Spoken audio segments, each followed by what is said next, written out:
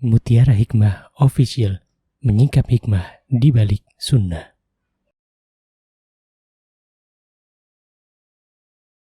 Salurkan donasi terbaik Anda untuk mendukung dakwah Mutiara Hikmah Official.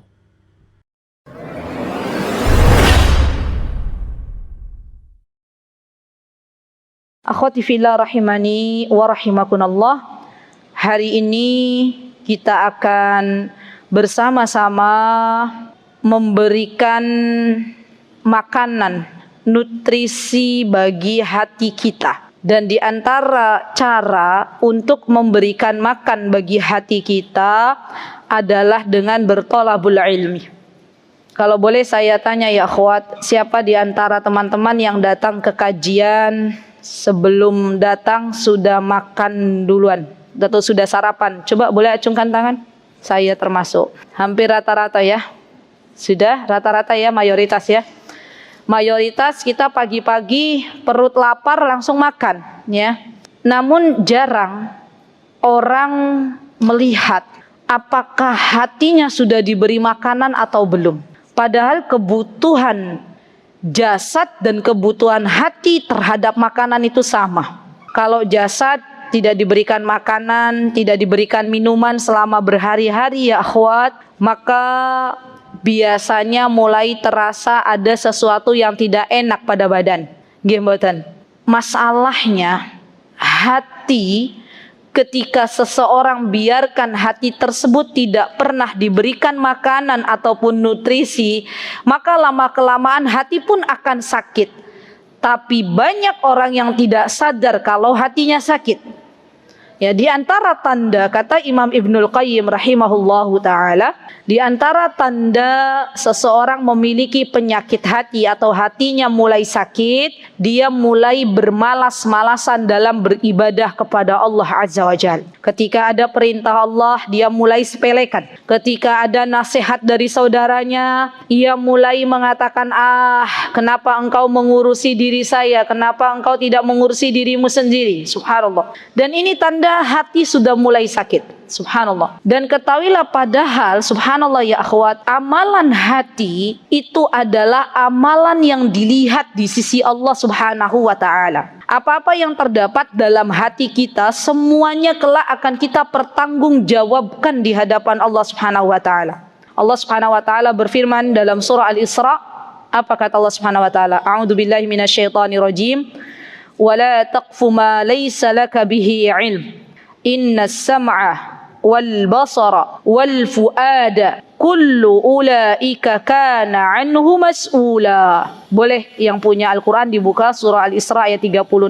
Ini menjadi bahan evaluasi kita, ya, pengingat diri saya terutama dan pengingat untuk kita semuanya. Sesungguhnya kata Allah Subhanahu wa taala, wala taqfu ma laysa laka bihi ilm. Surah Al-Isra ayat 36.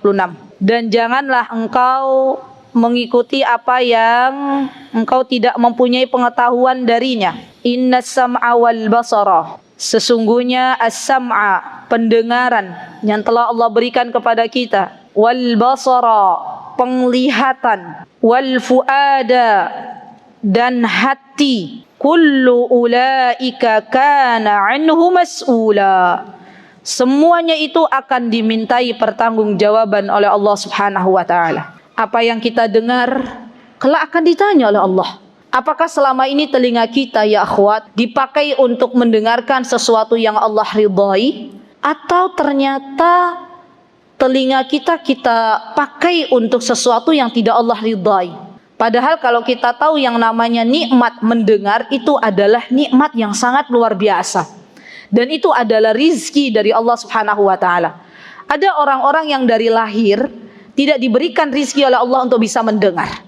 Ada orang dari lahir tidak diberikan oleh Allah rizki untuk bisa melihat. Saat ini kita diberikan oleh Allah mata untuk bisa melihat. Dan setiap apa yang kita pandang akan kita pertanggungjawabkan di hadapan Allah Subhanahu wa ta'ala. Hati-hati dalam bersosial media, karena sejatinya di sosial media itu ada ujian yang Allah berikan kepada kita. Apakah kita menundukkan pandangan kita untuk tidak melihat hal-hal yang tidak Allah sukai, atau kita biarkan mata kita melihat segala apa yang ada di depan mata kita?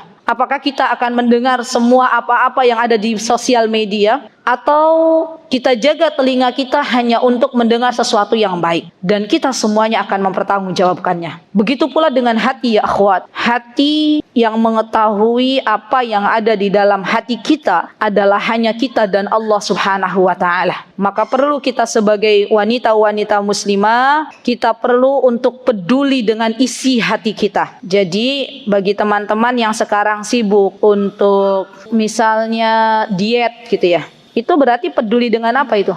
Orang-orang yang hobi senam, hobi jogging, hobi diet, biasanya peduli dengan apa sih? Dengan apa, Bu? Hah? Ada di sini yang hobinya, pokoknya saya kalau tiap hari harus senam, saya tiap hari harus olahraga, saya tiap hari harus jogging, saya tiap hari harus makanan tuh tertakar, nggak boleh tertukar misalnya ya. Ada ibu-ibu yang seperti itu. Kira-kira akhwat-akhwat yang seperti itu, boleh nggak dia setiap hari memperhatikan aktivitas olahraganya? Boleh, tidak masalah. Berarti dia peduli dengan apa ya akhwat? Dengan badan, ya kan? Dengan kesehatan jasad. Dan jarang di antara kita yang memperdulikan bagaimana hati kita. Subhanallah. Padahal sejatinya kalau hati seseorang baik, maka akan baiklah seluruh jasadnya. Dan kalau hati seseorang buruk, maka akan buruklah semua apa yang ada pada badannya. Apa kata Rasulullah SAW? Kata Rasulullah SAW, beliau menyebutkan, "Idza saluhal jasadu kullu, wa idza fasadal jasadu kullu. Ala wahiyal qalb." Hati kalau baik semuanya jadi baik, kalau buruk semuanya jadi buruk. Subhanallah. Dan kalau teman-teman lihat, kenapa kita itu harus memperhatikan amalan-amalan hati dan harus peka terhadap penyakit-penyakit yang ada di dalam hati kita. Di antaranya ya akhwat, yang pertama tadi, karena apa yang ada dalam hati kita itu kelak akan dimintai pertanggungjawaban oleh Allah Subhanahu wa taala. Sudahkah kita menyediakan jawaban atas apa yang kita lakukan dengan hati kita? Itu pertanyaan yang membutuhkan sebuah jawaban. Yang kedua, kenapa kita harus memperhatikan hati kita? Karena subhanallah, Allah Azza wa Jal akan melihat seorang hamba bukan dari jasadnya, tapi dari hatinya. Subhanallah. Dan tempatnya takwa itu ada dalam hati. Apa kata Allah Subhanahu wa taala? A'udzubillahi minasyaitonirrajim. La yanalallaha luhumuha wala dima'uha walakin yanaluhu taqwa minkum. Dalam penyembelihan, Allah itu tidak melihat dari seberapa banyak darah yang dialirkan, atau tidak melihat seberapa daging yang banyak untuk dipotong. Namun Allah melihat seberapa takwanya seorang hamba kepada Allah Azza wa Jal. Dan takwa ini adalah urusan masalah hati. Di hari ini kita belajar untuk melihat kembali apa yang ada di dalam hati kita. Apakah hati kita benar-benar menjadi hati yang Allah Azza wa Jalla ridai? Kita memiliki hati yang Allah ridai, atau sebaliknya memiliki hati yang tidak Allah ridai? Dan yang tahu atas jawaban itu adalah diri kita dan Allah Subhanahu wa taala. Baik, akhwati fillah rahimani wa rahimakunallah, jikalau ada seseorang yang ia memiliki penyakit hati, maka terkadang nasihat yang diberikan itu tidak akan bisa masuk sampai ke dalam hatinya. Dia hanya masuk dari telinga kanan dan keluar dari telinga kiri. Dan Allah Azza wa Jalla menyebutkan di dalam Al-Quran, apa kata Allah Subhanahu wa taala? Fa innaha la ta'mal absar walakin ta'mal qulubul lati fis sudur. Orang-orang tersebut dia tidak buta matanya, tidak buta penglihatannya, tapi ternyata orang-orang tersebut telah buta hatinya. Lihat, Allah kunci hatinya, telah gelap hatinya karena banyaknya dosa dan maksiat yang ia lakukan. Maka nasihat apapun yang diberikan oleh kawannya, oleh saudaranya, tidak akan bisa masuk ke dalam jiwanya, ke dalam hatinya. Subhanallah. Dan ini penting ya akhwat. Terkadang ada beberapa hamba Allah itu yang sudah lama mengaji, sudah lama duduk di majelis ilmu, tapi tidak ada perubahan di dalam kehidupannya. Justru semakin lama dalam majelis ilmu, malah semakin jauh dari Allah, malah semakin berani dengan Allah. Ketahuilah bahwa apa yang ia dapatkan selama ini belum masuk ke dalam hatinya. Dan ketahuilah bahwa ilmu yang ia cari belum menjadi ilmu yang bermanfaat. Karena ilmu yang bermanfaat itu akan menjadikan seseorang menjadi lebih takut kepada Allah Azza wa Jalla. Akan menjadikan seseorang lebih baik akhlaknya daripada sebelum mengaji, daripada sebelum belajar ilmu agama. Dan ini menjadi patokan ya akhwat, seberapa baik hati seseorang di hadapan Allah Subhanahu wa taala. Berarti yang dilihat bukan seberapa banyak ilmunya, tapi seberapa baik hatinya di hadapan Allah Subhanahu wa taala. Subhanallah. Baik. Kemudian Rasulullah sallallahu alaihi wasallam beliau pernah berpesan kepada kita semuanya, dan ini adalah nasihat sejatinya saya tunjukkan untuk diri saya. Apa kata Rasulullah SAW? Innallaha la yanduru ila suwarikum wa amwalikum ya akhwat. Sesungguhnya Allah itu, Allah zat yang menciptakan kita, yang saat ini sedang melihat kita berada di majelis ilmu di taman dari taman surganya Allah Subhanahu wa taala. Allah itu tidak melihat kepada fisik kita, tidak melihat kepada seberapa banyak harta kita, tapi yang Allah lihat walakin yanduru ila qulubikum wa a'malikum. Tapi yang Allah lihat adalah apa-apa yang ada di dalam hati kita dan apa-apa yang kita kerjakan dari berbagai macam amal saleh. Itu yang Allah lihat. Jadi subhanallah, nanti kaitannya dengan penyakit hati itu adalah merasa menjadi lebih baik. Seseorang yang menyombongkan diri dengan amal salih dan merasa mencukupkan diri dengan amal salih yang ia lakukan, ini ternyata adalah sesuatu yang tidak baik baginya. Karena banyak seseorang atau hamba Allah yang mengira bahwa yang namanya amal salih itu hanya dihitung dengan kuantitas, tapi lupa bahwa Allah hanya menerima amal salih yang memenuhi dua syarat. Apakah ketika dia beramal salih sesuai dengan tuntunan Rasulullah, atau ketika dia beramal salih sudah mengikhlaskan hanya untuk Allah. Kalau dia beramal salih, terus beramal salih kuantitasnya banyak tapi tidak memenuhi dua syarat ini, artinya Allah tidak akan menerima amal salih ini. Jadi amal salih yang dilihat oleh Allah Azza wa Jalla adalah amal salih yang sesuai dengan apa yang telah dianjurkan oleh Nabi kita Muhammad SAW, dan juga niatnya hanya untuk mengharapkan wajah Allah Subhanahu wa taala. Baik ya akhwat, setelah kita tahu bahwa baik buruknya jasad kita tergantung hati kita, maka yang perlu kita ketahui bersama adalah ketahuilah bahwa kebahagiaan, ketenangan seorang hamba itu ada pada hatinya. Subhanallah ya akhwat. Hati itu tidak pernah berbohong. Hati itu tidak bisa dimanipulasi. Saya pura-pura hati saya bahagia. Saya pura-pura hati saya bersedih. Ada nggak kira-kira ibu-ibu? Tidak ada. Mungkin yang bisa dimanipulasi itu teman-teman fisik, jasad. Saya tidak mau terlihat sedih di hadapan orang. Akhirnya dia tunjukkan kebahagiaan, padahal bahagia yang semu. Ya.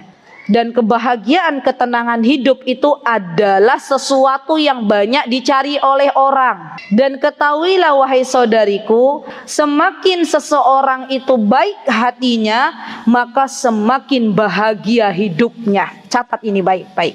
Jadi kalau teman-teman merasa sudah bahagia lahir batin, artinya kita bisa melihat insya Allah hati kita tidak mati.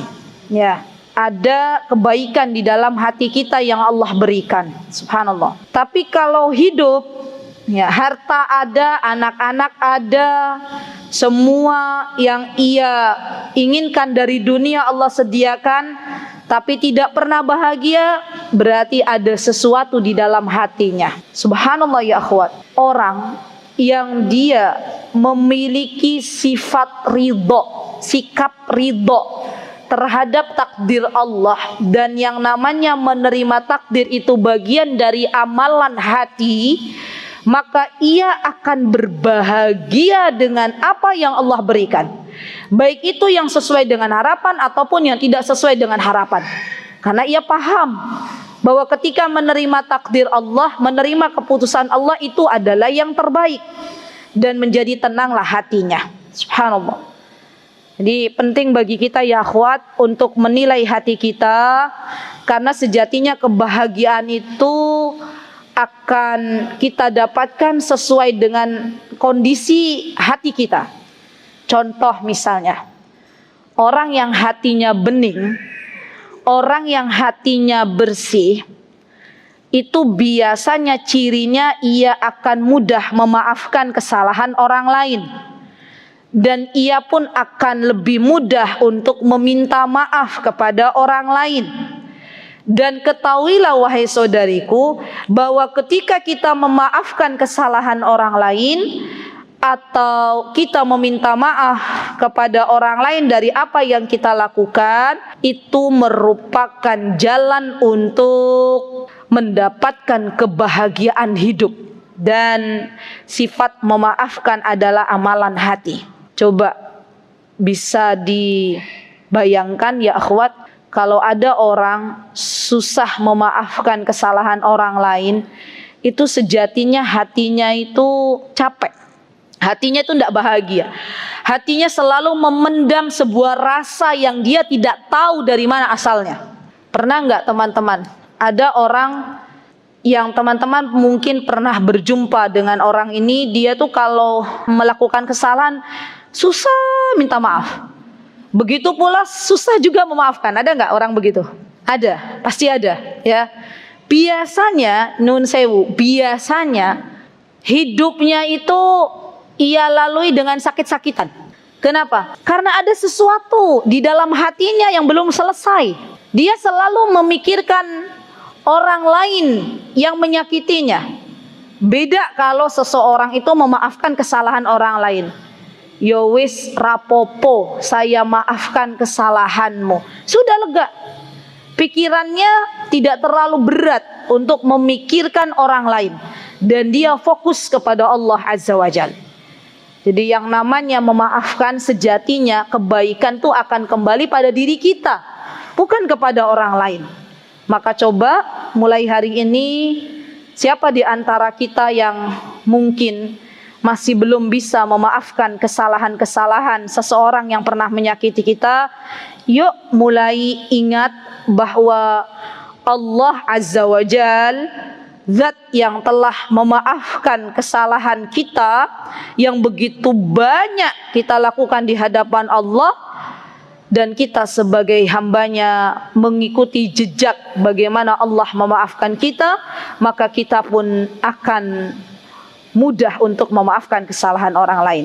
Bismillah, kita lepaskan kesalahan-kesalahan orang lain, dan kita doakan semoga Allah Azza wa Jalla memberikan hidayah kepada orang-orang yang pernah menyakiti kita. Ya. Baik, akhwati fillah rahimani wa rahimakunallah. Kemudian seseorang yang baik di mata Allah itu adalah seseorang yang memiliki hati yang bersih. Subhanallah. Apa kata Rasulullah sallallahu alaihi wasallam ketika ada yang bertanya kepada Rasulullah SAW, ya Rasulullah, ayyun nasi afdal? Wahai Rasulullah, manusia jenis manakah yang paling utama? Kata Rasulullah sallallahu alaihi wasallam, kullu mahmumil qalb saduqil lisan. Kata Rasulullah SAW, orang yang terbaik itu orang yang dia memiliki hati yang bersih dan lisan yang jujur. Para sahabat bertanya, ya Rasulullah, qalu, kata mereka, saduqal lisan na'rifuh. Untuk masalah jujurnya lisan kami mengetahuinya. Fama mahmumil qalb? Dan apa yang dimaksud dengan bersihnya hati itu seperti apa? Lihat ya akhwat. Kata Rasulullah SAW, huwa taqiyun naqi. Orang yang memiliki hati yang bersih adalah orang yang bertakwa kepada Allah Azza wa Jal, dan orang yang dia an-naqi, orang yang membersihkan dari penyakit-penyakit hati yang ada di dalamnya. Jadi orang yang bertakwa kepada Allah dan juga membersihkan penyakit-penyakit apa yang ada di dalam hatinya. Dia mulai bersihkan satu persatu. Kayak tadi, orang yang awalnya pendendam, dia bersihkan hatinya untuk menjadi seorang yang pemaaf. Orang yang tidak pernah berharap kepada Allah, dan ini adalah bagian dari penyakit hati. Orang yang ujub, orang yang ria, orang yang merasa baik, semuanya itu adalah penyakit hati. Dan dia mulai membersihkannya dengan bertaubat kepada Allah Azza wa Jal. Maka itu kata Rasulullah SAW adalah orang yang terbaik. Kemudian beliau mengatakan, la ithma fihi wala baghyin wala ghil wala hasad. Kata Rasulullah, ketahuilah orang yang bersih hati itu adalah orang-orang yang dia tidak ada kedengkian kepada saudaranya. Orang yang tidak ada hasad kepada saudaranya. Dan orang yang baik, ya akhwat, adalah orang yang dia menyembunyikan hasadnya kepada orang lain, tidak menampakkannya. Subhanallah. Hati-hati dengan penyakit hasad, ya akhwat. Karena penyakit hasad ini terkadang kita tidak menyadarinya. Ya. Kita menjelek-jelekan orang lain, sejatinya sebenarnya karena kita sedang hasad kepada orang lain tersebut, dan ini bagian dari penyakit hati. Maka orang yang memiliki jiwa-jiwa yang bersih, hati-hati yang bersih adalah orang-orang yang dia tidak menampakkan hasadnya kepada orang lain. Subhanallah. Baik, bahkan subhanallah, seseorang yang dia sering melihat kondisi hatinya, maka dia termasuk yang digolongkan sebagai hamba-hamba yang beruntung di hadapan Allah Subhanahu wa taala. Apa kata Allah Subhanahu wa taala? Qad aflaha man zakkaha. Termasuk dari orang-orang yang memiliki keberuntungan di hadapan Allah adalah orang-orang yang membersihkan hatinya. Nanti insya Allah kita akan bahas bagaimana cara membersihkan hati kita. Di antaranya adalah dengan bertaubat kepada Allah Subhanahu wa taala dan mengakui kesalahan-kesalahan diri kita. Baik, terakhir Imam Ibnul Qayyim, saya banyak menukil untuk tazkiyatun nufus dari kitab Imam Ibnul Qayyim rahimahullahu taala, karena beliau kalau berbicara masalah tazkiyatun nufus itu mengambil dalil-dalil dari Al-Quran dan Sunnah yang sahih.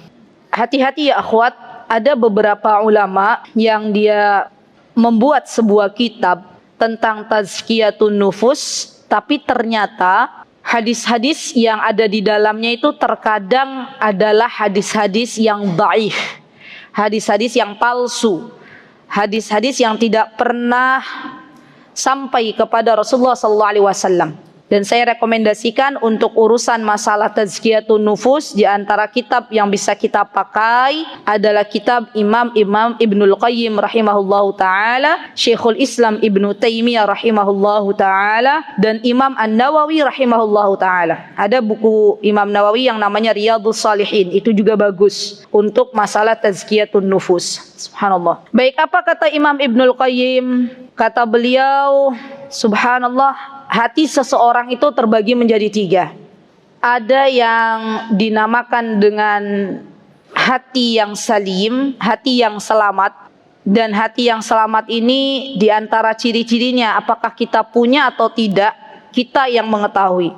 Dia lebih mudah untuk khusyuk dalam beribadah. Ini hati yang selamat. Jadi ketika sholat lebih khusyuk, ketika baca Al-Quran lebih khusyuk, ketika belajar dia fokus, khusyuk. Itu semuanya adalah bagian dari ciri-ciri seseorang memiliki hati yang selamat.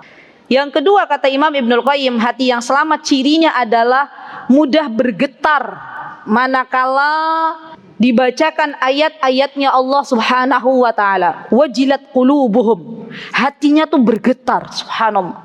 Jadi orang beriman tuh sejatinya kalau hatinya jernih, bersih ya akhwat, dibacakan ayat-ayatnya Allah Azza wa Jal, dibacakan tentang nerakanya Allah, dibacakan tentang bagaimana surganya Allah, hatinya tuh bergetar. Dan yang mengetahui bergetar atau tidaknya hati adalah kita dan Allah Azza wa Jal. Ya, kalau selama ini misalnya ayat-ayat Al-Quran dibacakan tapi hati kita tidak pernah bergetar, hati kita biasa-biasa saja, atau bahkan terkadang ayat Al-Quran dilantunkan kita sibuk dengan aktivitas dan tidak mendengarkan, artinya berarti kita memiliki sedikit masalah hati.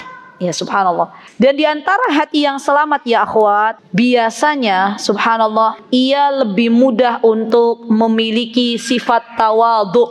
Nah ini nanti kaitannya dengan yang namanya ujub. Ya ujub itu, ya sombong itu adalah penyakit hati. Dan orang-orang yang bersih hatinya dia lebih tawadhu, dia lebih rendah hati. Karena ia paham semua apa yang ia miliki saat ini bukan karena kehebatannya, bukan, tapi karena Allah yang telah menolong dirinya. Subhanallah. Jadi kalau misalnya ada sesuatu di dalam diri kita ya akhwat, kita mendapatkan kesuksesan dan hati kita berbicara, oh ini karena hasil usaha saya, berarti itu ada sifat ujub dalam diri kita. Namun kalau misalnya kita mendapatkan kesuksesan, kemudian kita berkata, ya Allah tidaklah kesuksesan ini kecuali Engkau yang memberikan, kalaulah bukan karena Engkau saya itu tidak ada apa-apanya, berarti hati kita insya Allah dalam hal ini adalah hati yang salim, hati yang selamat dari sifat-sifat yang buruk. Baik, dan terakhir ya akhwat, di antara ciri hati yang bersih itu mudah menerima nasihat. Subhanallah. Jadi kalau sudah berbelok, ada yang mengingatkan, dia mudah sekali untuk beristighfar dan kembali kepada kebenaran. Masya Allah, ini ciri hati yang selamat. Yang kedua, orang yang memiliki hati yang sakit. Nah, bisa jadi kita nih, ya. Apa di antaranya hati yang sakit? Kata Imam Ibnul Qayyim, di antaranya hati yang terkadang, subhanallah, dia terlalu lama keluar dari rel kebenaran. Terkadang orang yang memiliki hati yang sakit kalau dinasehati itu mikir-mikir dulu. Kalau ada perintah dari Allah dipikir dulu. Padahal jelas sejatinya semua apa yang diperintahkan oleh Allah dan Rasulnya, kita orang-orang beriman harus cepat-cepat menerimanya dan mengatakan sami'na wa ata'na. Kalau kita masih ada mikir beberapa kali, artinya hati kita belum bersih, hati kita belum jernih. Ya, hati kita masih ada penyakit-penyakit di dalamnya. Dan terakhir ya akhwat, hati yang mayit, yang mati. Na'udzubillah summa na'udzubillah. Semoga Allah menjauhkan kita semuanya dari yang namanya hati yang mati, karena ini adalah hati yang dimiliki oleh orang-orang yang tidak beriman kepada Allah Azza wa Jalla. Orang-orang yang tidak beriman, orang-orang kafir, itu hatinya sudah mati. Ya. Dia tidak lagi mau beriman kepada Allah, padahal Allah adalah zat yang telah memberikan kepadanya banyak nikmat. Subhanallah. Baik, ada banyak ya akhwat penyakit-penyakit hati yang telah dijelaskan oleh Imam Ibnul Qayyim. Dan hari ini kita akan belajar salah satu di antara penyakit hati. Saya tidak akan menjelaskan satu persatu karena waktunya tidak cukup. Saya hanya akan menjelaskan secara global. Coba dicek apakah kita itu punya penyakit hati ini atau kita tidak punya. Kalau tidak punya, maka bersyukurlah kepada Allah Azza wa Jalla yang telah menyelamatkan kita. Kalau masih ada, maka mintalah ampun kepada Allah Azza wa Jalla. Di antara penyakit hati ya akhwat, secara global saja, di antaranya dia selalu bersuudzon kepada Allah Azza wa Jalla, selalu berburuk sangka kepada Allah Azza wa Jalla. Dia mengatakan, kenapa Allah memberikan kepadaku ujian yang berat dan tidak memberikan ujian yang berat kepada saudaraku, padahal saudaranya diberikan ujian yang berat juga oleh Allah, namun dia tidak mengeluh.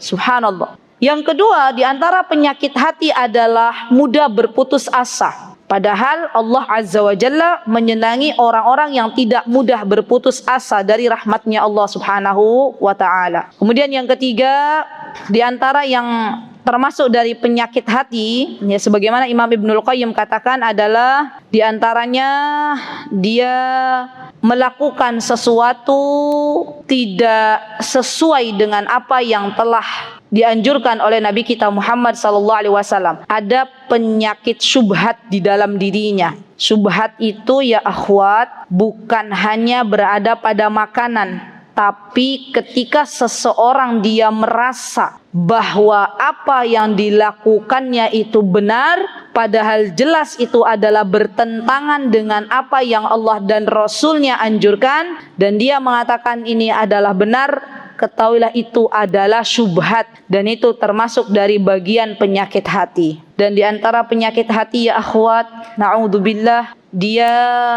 mudah merasa berbangga diri. Ya subhanallah. Dan ini yang akan kita insyaallah kaji pada kajian kita hari ini. Ya, jadi mudah berbangga diri, merasa menjadi lebih baik daripada orang lain. Ini adalah sifat-sifat dari penyakit hati yang tidak atau jarang disadari. Ketahuilah wahai saudariku, bahwa diri kita sejatinya tidak boleh mengatakan kita menjadi orang yang lebih baik daripada orang lain. Itu kita tidak boleh. Apa kata Allah Subhanahu wa taala? Fala tuzakku anfusakum. Kita tidak boleh mentazkiyah diri kita, merasa kita itu sok suci, merasa kita itu sok benar, merasa kita itu sok baik, merendahkan orang lain. Itu tidak boleh ya akhwat. Dan itu bagian dari penyakit hati yang mencongkol di dalam hatinya. Kalau ada di antara kita yang mudah sekali merendahkan orang lain, ketahuilah bahwa sejatinya dia sedang memiliki penyakit hati. Subhanallah. Dan seseorang yang memiliki penyakit hati mudah merendahkan orang lain, biasanya akan Allah perlihatkan dari lisannya yang tidak baik. Ya subhanallah.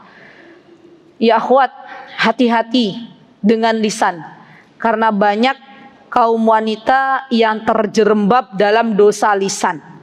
Hati-hati ketika kita mengatakan kepada orang lain dengan niat ya untuk merendahkan apa yang dilakukan oleh orang lain. Misal contohnya, ada orang memiliki kerjaan yang mungkin kerjaannya dari status sosial lebih bawah dari kita.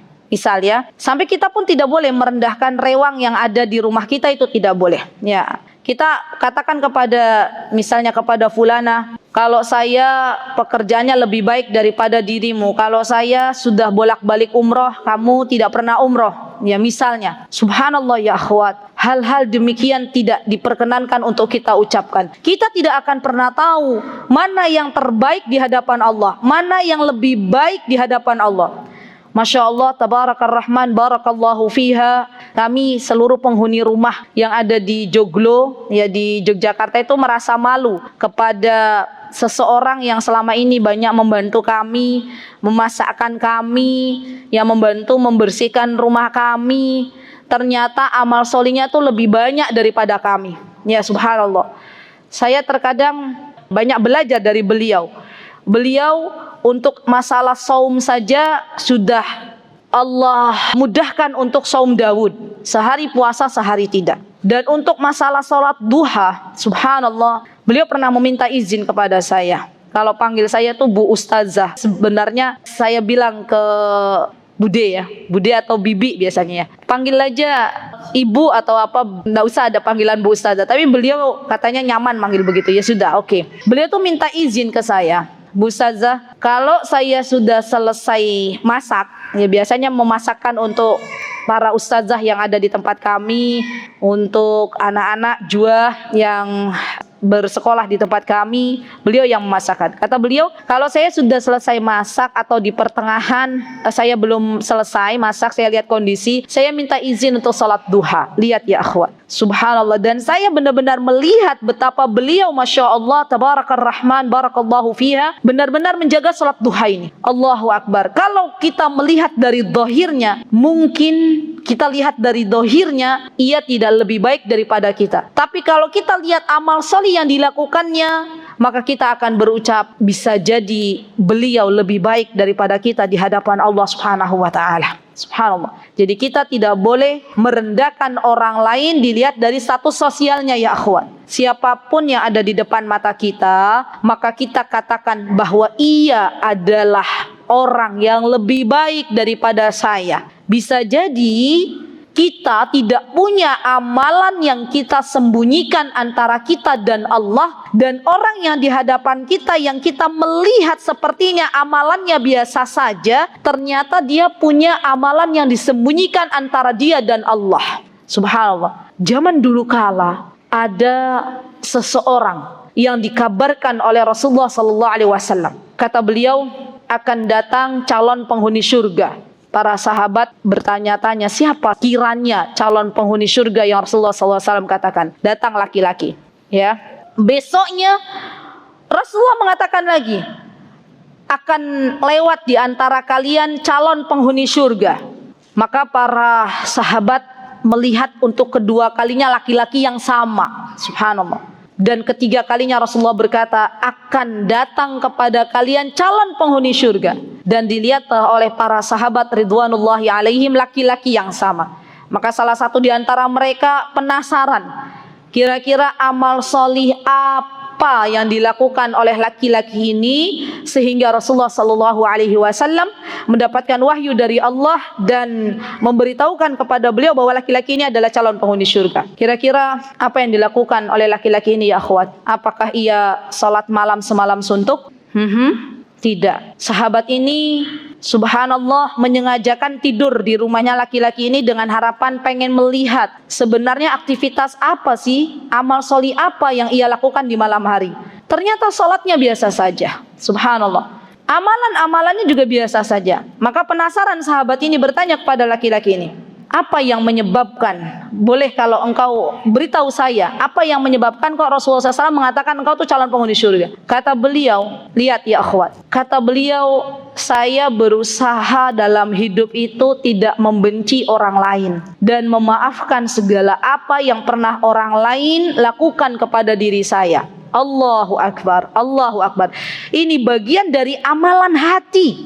Allahu Akbar. Sudahkah kita menjadi para wanita-wanita yang tidak mudah merendahkan orang lain, tidak mudah membenci orang lain, mudah memaafkan kesalahan orang lain? Dan ketahuilah bahwa orang-orang yang memiliki hati yang bersih, hati yang senantiasa berada pada jalur yang benar, maka ketahuilah kelak Allah akan masukkan golongan ini ke dalam surganya Allah Subhanahu wa ta'ala. Baik, akhwati fillah rahimani wa rahimakunallah, penyakit hati diantaranya adalah ia mudah merasa menjadi lebih baik daripada orang lain. Dan ini adalah penyakit yang sangat-sangat membahayakan. Karena iblis laknatullah ketika Allah Azza wa Jalla keluarkan dari surganya Allah Subhanahu wa ta'ala, di antara faktor utamanya adalah karena dia merasa lebih baik daripada Nabi Adam alaihi salam. Subhanallah. Karena ada kesombongan yang mencongkol di dalam hati iblis. Ya. Jadi penyakit atau dosa yang dilakukan oleh iblis yang akhirnya Allah Azza wa Jalla mengusir iblis dari surganya Allah Azza wa Jalla karena dia merasa lebih baik daripada Nabi Adam alaihi salam. Padahal yang namanya merasa lebih baik, merasa diri kita lebih baik, itu adalah sesuatu yang dibenci oleh Allah Subhanahu wa ta'ala. Subhanallah.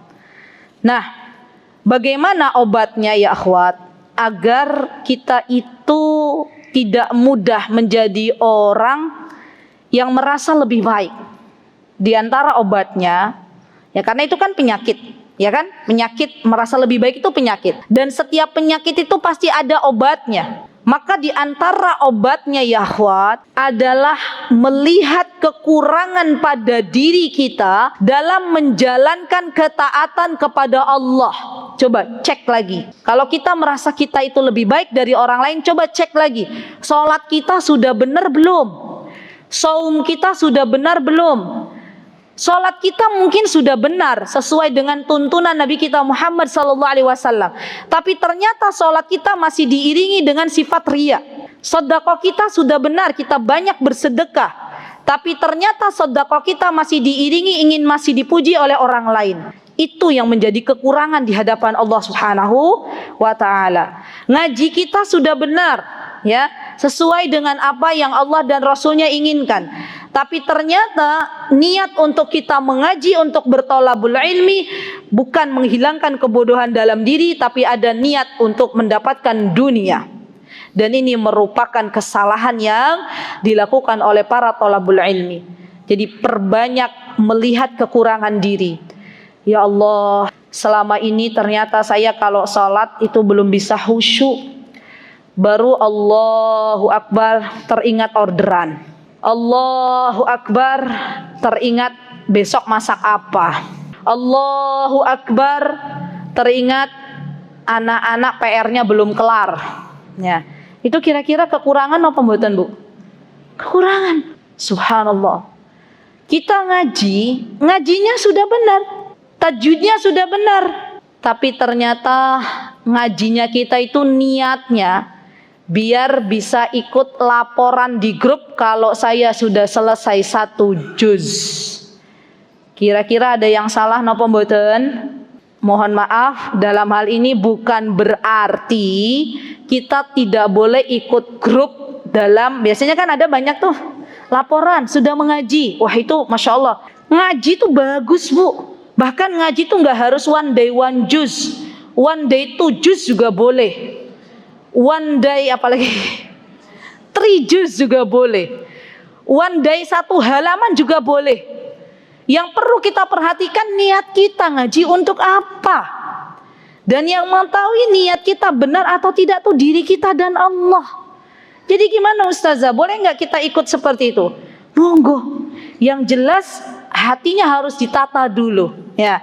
Kadang begitu, subhanallah, ada loh ibu-ibu yang curhat ke saya, Ustazah, dulu itu Ustazah, saya tuh pernah ikut grup. Ini salah satu saja ya, Bu. Saya tidak mengatakan ini tidak boleh. Ya, tidak mutlak tidak boleh. Jadi ada salah satu ibu yang curhat ke saya, Ustazah, saya tuh dulu pernah ikut grup tadarus bareng. Saya dapat setiap hari giliran tuh 2 juz baca. Nanti kalau sudah selesai, itu nanti nyentang gitu ya, nyentang di grup bahwa sudah selesai. Ustazah tahu nggak Ustazah? Dulu saya itu waktu ikut grup itu, jadi ibu ini cerita, yang ada tuh saya kalau ngaji tuh jadi kayak buru-buru. Aduh, belum rampung 2 juz ini, tugas saya ini deh. Jadi buru-buru tadabur, yang penting target selesai, saya laporan di grup. Karena kalau belum laporan dari jam yang telah ditentukan, saya dijapri sama admin, katanya gitu. Masya Allah. Ibu-ibu ada yang begitu? Ada? Masya Allah. Dan subhanallah ya akhwat, saya yakin yang membuat grup itu aslinya adalah orang-orang baik yang ingin berfastabikul khairat, saling mengingatkan. Namun yang perlu diperhatikan, kita tidak menyalahkan grupnya, tapi salahkan diri kita. Apakah ketika kita ikut dalam grup tersebut benar-benar untuk lebih dekat dengan Allah, atau ada sesuatu yang lain? Nah, itu yang perlu diperhatikan. Ya, baik. Jadi ya akhwat, lihatlah kekurangan yang ada pada diri kita, terutama ketika kita menjalankan kewajiban-kewajiban kepada Allah Azza wa Jalla. Yang kedua, untuk obat dari penyakit merasa lebih baik adalah lihatlah dosa dan maksiat kita yang kita lakukan di hadapan Allah Azza wa Jalla. Lihatlah aib-aib yang telah Allah tutupi untuk kita selama ini, tidak Allah beberkan kepada orang lain. Subhanallah. Orang-orang yang senantiasa bermuhasabah, melihat, merenung, mengevaluasi dirinya sendiri, ya, di hadapan Allah Azza wa Jalla, itu termasuk orang-orang yang selamat, telah ditolong oleh Allah Azza wa Jalla sebelum ia berjumpa dengan Allah Subhanahu wa taala. Jadi PR untuk kita ya akhwat, selesai kajian, mari kita jujur tanya ke dalam hati kita. Ya Rabb, selama ini saya terlalu banyak melakukan maksiat kepadamu. Wahai Rabbku, selama ini saya tidak jujur kepadamu. Selama ini ada sesuatu yang salah dalam hidupku. Ya Allah, ampunilah dosaku sebelum Engkau mencabut nyawaku. Ya Allah, tutupilah aib-aibku. Demi Allah ya akhwat, kalau aib seseorang itu terkuak, Allah beberkan di hadapan saudaranya, Bisa jadi orang lain tidak mau dekat dengan kita. Sampai-sampai para ulama mengatakan kalaulah dosa itu punya bau, ya, ada rihnya, ada baunya, dan bisa mengeluarkan bau dari tubuh seseorang karena dosa yang dia lakukan, maka sejatinya ada banyak orang lain yang tidak mau mendekat kepada kita. Bu, kalau selama ini panjenengan melihat ada orang di depan panjenengan itu lebih baik, ketahuilah bukan karena dia baik, tapi karena Allah yang menutup aib-aib dirinya. Pesan ini saya tunjukkan untuk diri saya terlebih dahulu, dan tidaklah saya ucapkan ini kecuali saya cinta kepada ibu-ibu semuanya. Hati-hati ketika kita melihat dan merendahkan orang lain, bahkan kita membuka aib orang lain, karena ketahuilah kemahabaikannya Allah, Allah zat yang telah menutup aib-aib kita. Tangisilah dosa-dosa kita yang kita lakukan di hadapan Allah Azza wa Jal, karena sejatinya ketika seseorang melakukan sebuah dosa dan maksiat, itu akan menjadikan hatinya terlalu kelam, menjadikan hatinya terlalu gelap. Dan kalaulah tidak ada cahaya di dalam hati kita, maka kebenaran tidak akan bisa kita terima. Subhanallah. Baik, itu yang keberapa ibu-ibu? Melihat kekurangan diri, ya, melihat baik dalam menjalankan kewajiban, melihat dosa-dosa yang dia lakukan. Kemudian yang ingin saya jelaskan ya akhwat, seseorang yang dia merasa menjadi lebih baik, sejatinya ia sudah terkena penyakit yang namanya ujub. Dan Syekhul Islam Ibnu Taimiyah pernah menjelaskan antara perbedaan ujub dan riya. Tolong diperhatikan, karena sedikit ada perbedaan. Apa itu ujub, apa itu riya? Subhanallah. Kata Syekhul Islam Ibnu Taimiyah, kata beliau, banyak di antara orang yang menggandengkan antara riya dan ujub itu bersamaan. Padahal sejatinya riya dan ujub itu ada perbedaan. Ketahuilah, kata Syekhul Islam Ibnu Taimiyah ya akhwat, bahwa riya itu min babil isyraqi bil khalq, bahwa riya ingin dipuji oleh orang lain, ingin dilihat orang lain menjadi pribadi yang lebih baik, itu adalah bentuk dari kesyirikan kita dengan orang lain atau mempertunjukkan ibadah kepada orang lain. Itu namanya riya. Dan ujub, kata Syekhul Islam Ibnu Taimiyah, min babil isyraqi bin nafsi. Dia ujub itu termasuk dari bagian merasa atau dia menduakan Allah dengan dirinya. Jadi merasa bahwa saya tuh bisa seperti ini bukan karena pertolongan Allah, tapi karena usaha dan kehebatannya. Itu yang dinamakan dengan ujub. Subhanallah. Dan banyak di antara manusia yang dia berusaha lari dari yang namanya riya, karena dia paham bahwa riya itu adalah syirik, ya. Namun banyak di antara manusia yang tidak lari dari yang namanya ujub. Padahal ujub ini bisa menyebabkan seseorang mendapatkan su'ul khatimah. Hati-hati ya akhwat. Jadi kalau ada orang, kata Rasulullah SAW, selama hidupnya dia melakukan perbuatan-perbuatan penduduk surga, amal-amal saleh yang dilakukan oleh penduduk surga, tapi ternyata di akhir hidupnya tidak mendapatkan husnul khatimah, malah mendapatkan su'ul khatimah. Itu kata para ulama, penyebab di antara penyebabnya karena ada ujub dalam dirinya, karena ada merasa dalam dirinya. Tidak adanya rasa bahwa sejatinya itu semuanya adalah pertolongan dari Allah Subhanahu wa ta'ala. Baik, setelah kita tahu bahayanya ujub bisa menyebabkan seseorang mendapatkan su'ul khatimah, maka yang perlu kita pelajari ya akhwat adalah beberapa perbuatan yang kita hendaklah menjauhinya berkaitan dengan sesuatu yang merusak. Apa kata Rasulullah SAW? Salasun muhlikat.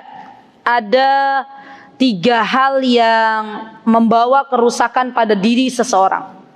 Hati-hati, kita harus menjauhinya. Yang pertama, kata Rasulullah SAW adalah syuhun muta', Apa itu syuhun muta'? Dia kikir, pelit, tidak mau berbagi. Itu akan membinasakan hidupnya. Jadi kalau kita punya ilmu, ya kita bagi. Kalau kita punya tenaga, ya kita bagi. Kalau kita punya waktu, ya kita bagi. Kalau punya harta, ya kita bagi.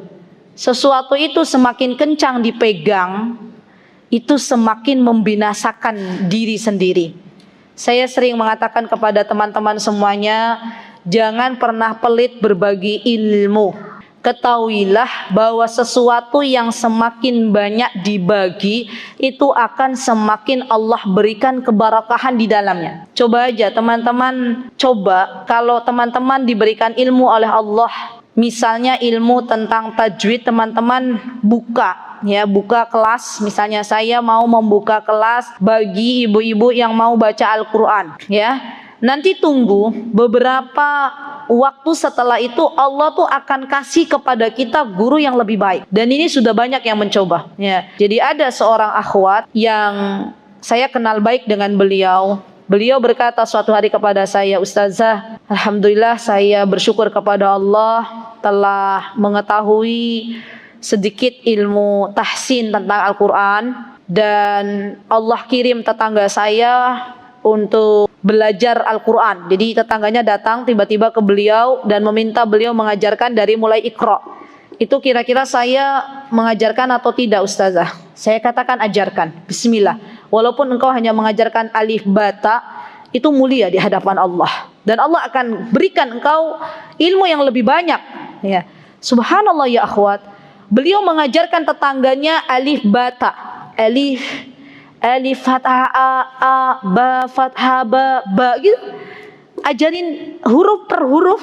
Subhanallah, belum 1 tahun, tidak lama kemudian, subhanallah, Allah mudahkan beliau kala itu. Waktu itu saya masih ingat. Jadi waktu itu Allah gerakkan hati saya untuk membagikan link halakoh dengan seorang syekhah dari Timur Tengah yang sudah mendapatkan sanad ke-27, ya. Masya Allah, saya dengan ringannya membagi kepada beliau. Saya katakan kepada beliau, kamu ikut aja, ikut baca. Jadi sebelum ada tasih tilawah itu biasanya syekhah mempersilahkan untuk tadrib, ya. Dan untuk ikut halakohnya beliau tuh teman-teman, musyrifahnya hanya membuka berapa detik, setelah itu tutup lagi. Ya, jadi yang bisa baca tuh benar-benar yang memang sudah standby dari awal. Setengah jam sebelum halakoh itu dibuka, kita yang mau masuk tuh siap-siap semua. Sampai subhanallah rizkinya beliau katut itu ikut untuk baca pada hari itu. Saya waktu itu ada dalam halakoh itu. Masya Allah, beliau mengabarkan kalau saya insya Allah mau baca, Ustazah. Iya siap, saya ada di dalamnya. Masya Allah, ibu-ibu yang saya cintai karena Allah, ketika beliau membaca, ya, syekhah, semoga Allah menjaga beliau, syekhah doktora berkata, kamu sudah ada yang megang, siapa? Muridnya siapa? Biasanya beliau bilang seperti itu. Jadi beliau punya murid banyak.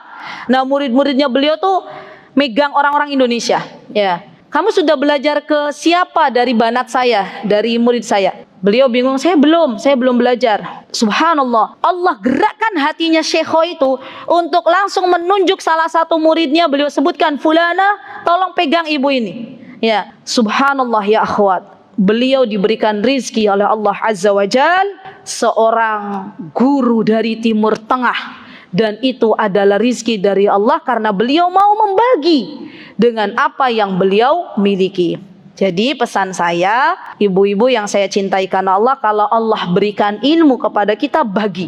Allah berikan harta kepada kita, bagi. Allah kasih kita kesehatan, bagi kepada orang lain. Apa yang kita bisa, kita bagi. Maka Allah akan berikan keberkahan dalam hidup kita. Ya, baik. Yang kedua, sesuatu yang menghancurkan, kata Rasulullah SAW. Yang pertama tadi syuhun muta, ya, pelit, tidak mau berbagi. Yang kedua adalah hawaun muttaba. Apa itu hawaun muttaba? Hawa nafsu yang diikuti. Subhanallah. Jadi kita di dalam kehidupan ini terkadang hawa nafsu kita itu memerintahkan kepada kita sesuatu yang buruk, ya. Dan bagi orang-orang yang mengikuti hawa nafsu ini pasti akan terjerembab ke dalam dosa.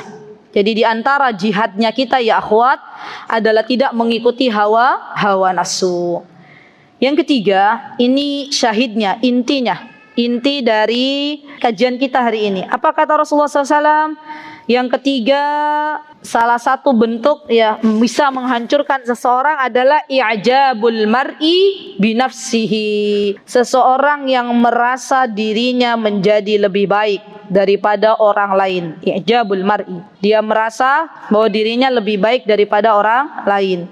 Dan ini yang akan menghancurkan kehidupannya. Subhanallah. Baik. Akhwati fillah rahimani wa rahimakunallah.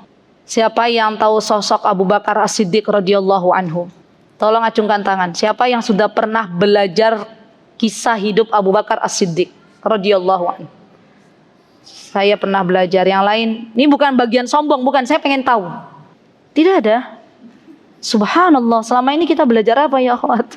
Teman-teman pernah nggak dengar kisah di mana Abu Bakar itu kalau beramal itu beliau totalitas? Iya enggak? Sampai-sampai pernah suatu hari Umar datang kepada Rasulullah SAW tergopoh-gopoh. Ya Rasulullah, saya hari ini mau nyaingi Abu Bakar, katanya. Saya mau menyedekahkan setengah hartaku. Kata Rasulullah SAW, Abu Bakar, hari ini apa yang sudah kau lakukan? Dan ini bukan bagian dari ujubnya Abu Bakar, bukan. Karena ditanya oleh Rasul, beliau jawab. Ya, kata Abu Bakar, saya hari ini sudah mensolatkan jenazah. Saya hari ini sudah memberikan makan kepada fakir miskin. Saya hari ini telah menyedekahkan semua hartaku. Kata Rasulullah SAW, ya Umar, kamu hari ini kalah lagi sama Abu Bakar. Ya, Masya Allah. Dan waktu itu ada yang memuji Abu Bakar. Ya, karena Masya Allah Abu Bakar tuh kalau beramal soleh itu totalitas. Maka dipujilah Abu Bakar dan Abu Bakar menangis. Subhanallah. Ini lihat, pentingnya kita itu belajar biografi orang-orang soleh itu ya akhwat, itu bisa melembutkan hati kita. Maka penting kita belajar.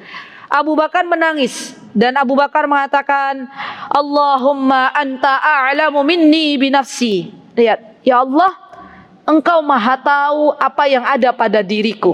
Wa ana a'lamu binafsi minhum. Dan saya lebih mengetahui apa yang ada pada diriku daripada orang lain. Allahumma ja'alni khairam mimma yadhunnun. Kata Abu Bakar, ketika ada yang memujinya, Abu Bakar mengatakan, ya Allah, jadikanlah diriku lebih baik dari apa yang telah mereka sangkakan kepadaku. Jadi sebenarnya kalau ada orang muji itu ya akhwat, kalau hatinya seseorang bersih itu risih sekali. Betul. Jadi kalau misalnya ada orang dipuji-puji, coba lihat para syekh gitu ya, subhanallah, orang-orang yang berilmu. Kalau ada yang memuji, misalnya pembawa acaranya memuji-mujinya dengan tinggi hati, saya tidak akan mau. Ya, tidak akan mau. Itu sesuatu yang saya tidak berhak untuk disematkan nama tersebut. Itu bukan saya, bukan gitu. Masya Allah. Ya, jadi sejatinya orang-orang salih yang hatinya bersih itu risih dengan pujian-pujian. Karena memang pujian itu ya akhwat sejatinya bisa membinasakan seseorang, menjadikan seseorang akhirnya ada rasa ujub pada dirinya. Jadi hati-hati dengan pujian, karena pujian bisa membinasakan orang lain. Nah, jadi ya akhwat, untuk menangkal apa yang ada pada diri kita dari sifat ujub, merasa lebih baik, itu kita banyak-banyak berdoa kepada Allah Azza wa Jalla. Ya Allah, jadikanlah hamba orang-orang yang senantiasa tawadhu, dan apa yang disangkakan oleh orang lain kepada diri hamba, semoga Engkau ampuni. Waghfirli ma la ya'lamun. Ditulis. Ini doa penting. Allahumma ja'alni. Kalau ada yang memuji, jangan kita malah nambah naik daun ya. Tapi baca doa ini. Allahumma ja'alni khairam mimma yadhunnun waghfirli ma la ya'lamun. Waghfir lima la ya'lamun, dan ampunilah dosa-dosa hamba terhadap apa yang mereka tidak ketahui. Wala tu'akhidni bima yaqulun, dan janganlah Engkau menyiksaku dengan perkataan mereka.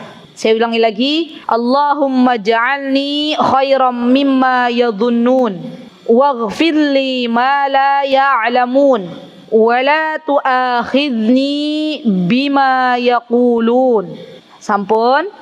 Allahumma ja'alni khairam mimma yadhunnun waghfir li ma la ya'lamun wa la tu'akhidni bima yaqulun.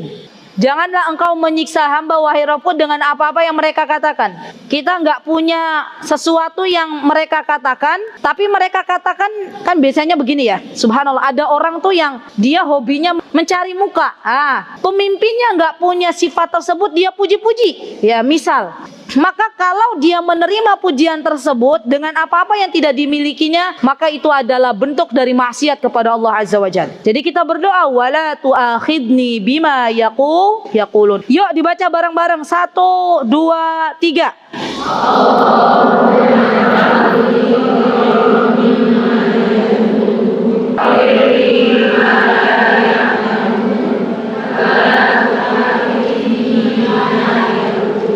Masya Allah, barakallahu fi kunna jami'an ya akhwat, jazakunallahu khairah.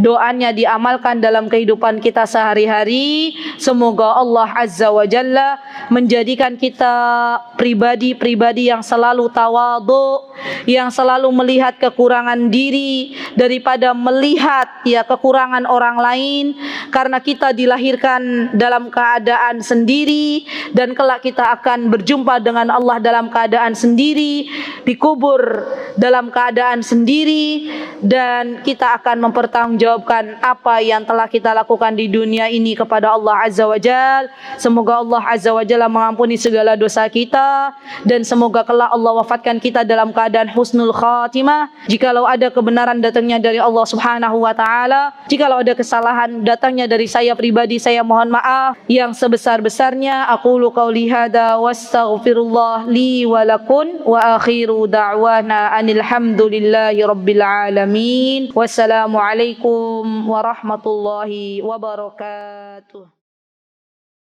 Mutiara Hikmah Official, menyingkap hikmah di balik sunnah.